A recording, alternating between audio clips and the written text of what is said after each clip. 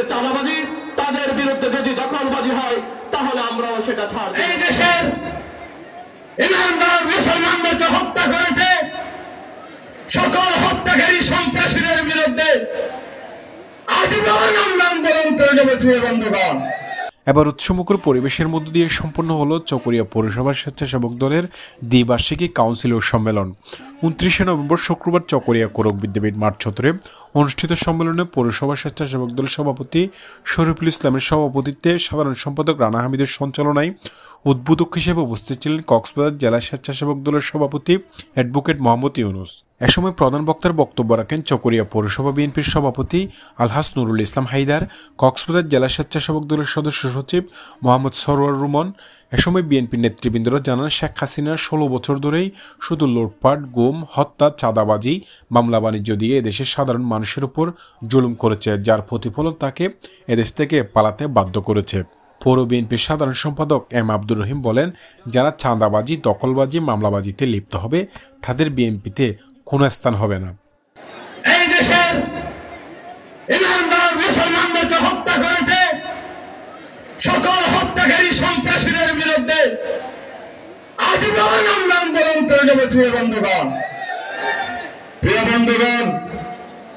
আমাদের নেতা হচ্ছে সালাউদ্দিন সাহেব। আমরা শহীদ রাষ্ট্রপতি জিয়াউর রহমানের হাতে গড়া সংগঠন বাংলাদেশ জাতীয়তাবাদী দলের কর্মী।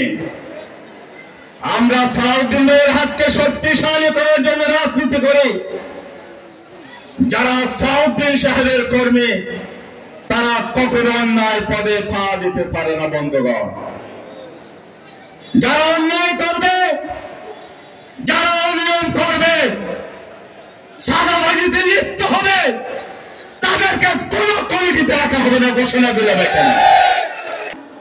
বিগত দিনে সবচেয়ে বেশি নির্যাতিত হয়েছে জাতীয়তাবাদী স্বেচ্ছাসেবক দল। আপনাদের এই এলাকার কৃতি সন্তান, আপনাদের এলাকার 2 নম্বর ওয়ার্ডের আমাদের বাদশা সেদিন নির্মমভাবে শহীদ হয়েছিলেন এই চকরিয়ার মাঠে জাতীয়তাবাদী স্বেচ্ছাসেবক দলের নেতা।